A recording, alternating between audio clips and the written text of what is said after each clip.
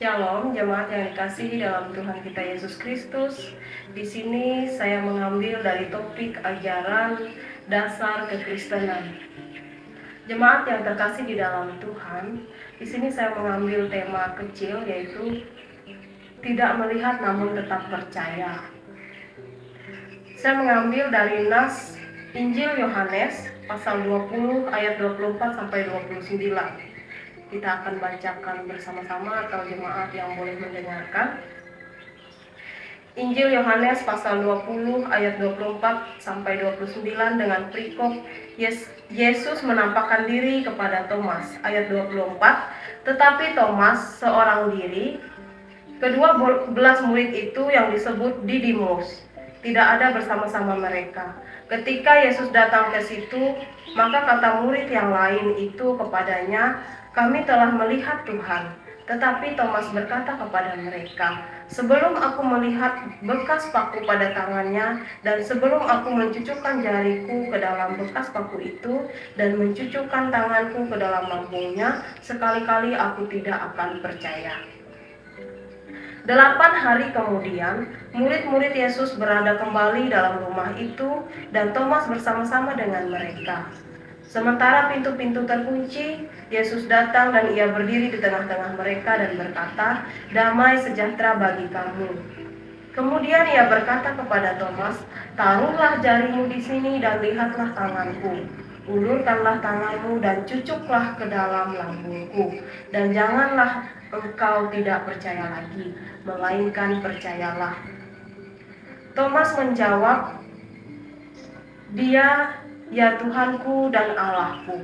Kata Yesus kepadanya, karena engkau telah melihat aku, maka engkau percaya. Berbahagialah mereka yang tidak melihat namun percaya.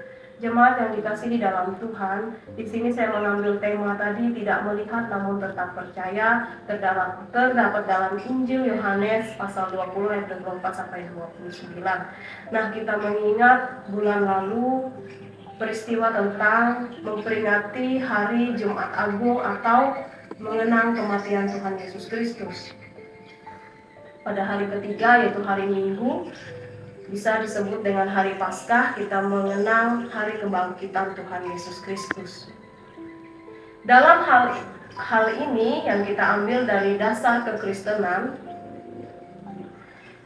cerita hari ini yaitu tentang Yesus menampakkan diri kepada Thomas. Jemaat yang dikasih dalam Tuhan, setelah Tuhan Yesus mati di kayu salib, orang-orang menutup tubuh Yesus dengan kain lenan, lalu menguburkannya. Nah, jemaat yang dikasih dalam Tuhan, pada zaman dulu kuburan itu berbentuk batu atau gua.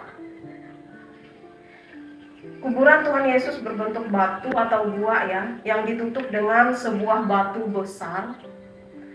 Nah, pada hari ketiga setelah kematian Tuhan Yesus Kristus di kayu salib, saat pagi-pagi benar, ada rombongan wanita yang mau mengunjungi kuburan Tuhan Yesus.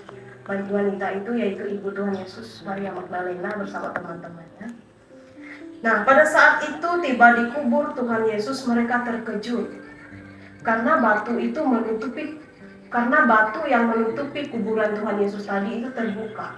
Mereka terkejut, kenapa bisa terbuka? Lalu mereka masuk ke dalam kubur atau gua itu, mereka melihat kain lenan putih tadi, dan mereka tidak melihat mayat Tuhan Yesus. Nah, jemaat yang dikasihi dalam Tuhan Yesus Kristus,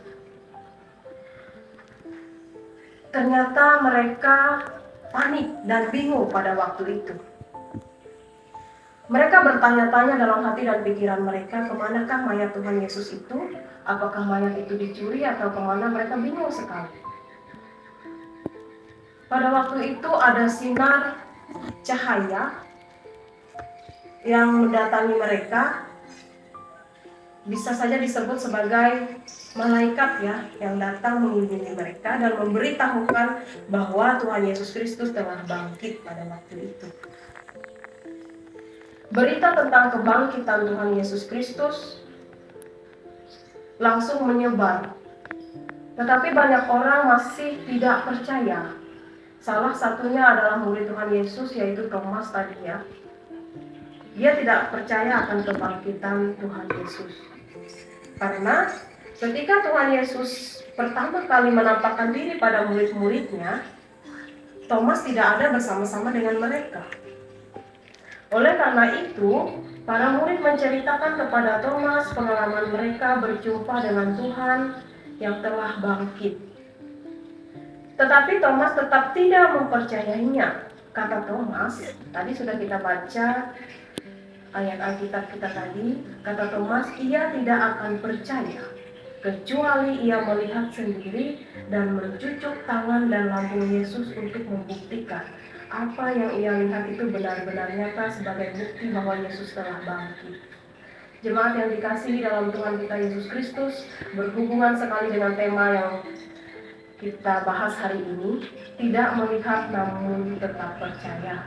Nah, jemaat Tuhan, pasti kita sering tidak mempercayai hal-hal yang memang membuat kita tidak percaya kalau kita tidak melihat. Sama seperti dengan murid Tuhan Yesus, yaitu Thomas.